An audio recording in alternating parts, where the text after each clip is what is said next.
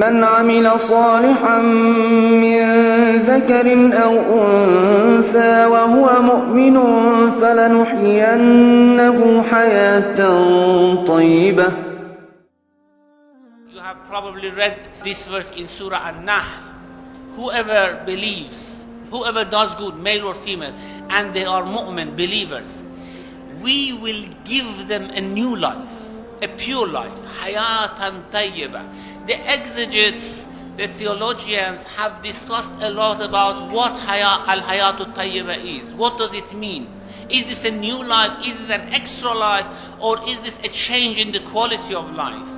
Marhum Allama Tabatabai Rahmatullah Alayhi in Al-Mizan, it says it's not changing quality of life. It's a new life Allah gives you. It's an extra life that comes. A life that gives you a new vision, a new hearing. You hear things that you could not hear before. You see things that you could not see before.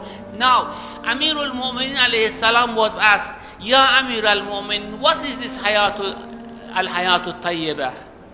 What does Quran mean? What Allah means by this? What blessing is this?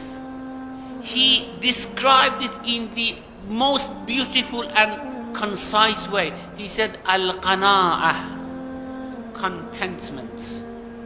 When you become content, when you become pleased with what Allah has given you, it means you have closed your eyes to things that you don't have.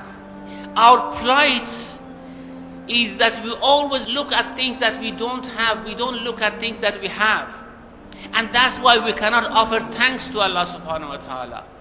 We always think that Allah owes something to us. We always think that Allah is in debt to us. Because of course others have things that we don't have. We never look at things that we have. And that contentment therefore doesn't enter our heart. And therefore we are not pleased with Allah subhanahu wa ta'ala. And therefore Allah is not pleased with us, because this is a mutual relationship.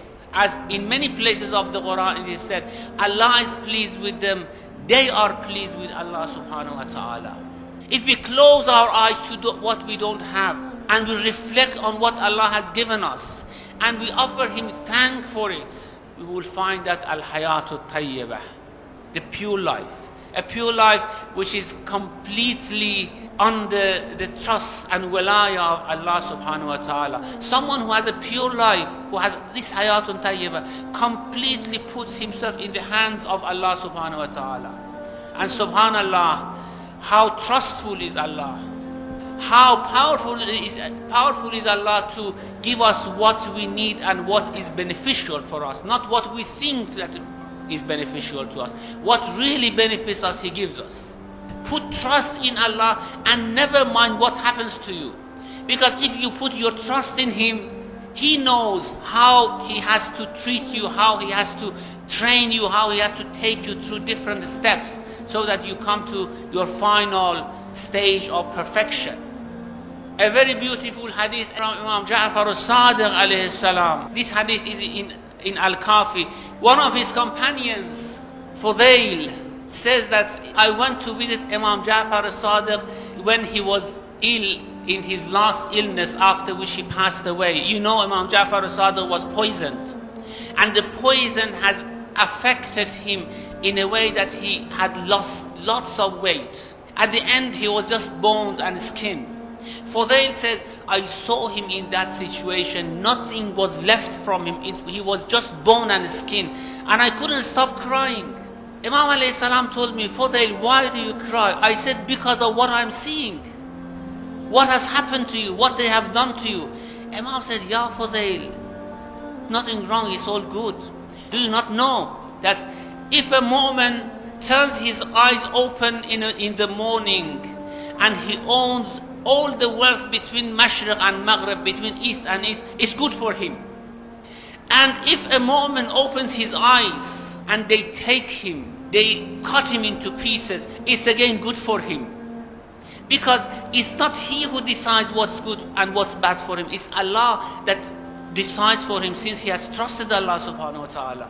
And then he said, Allah never does anything to mu'min except what is good for them.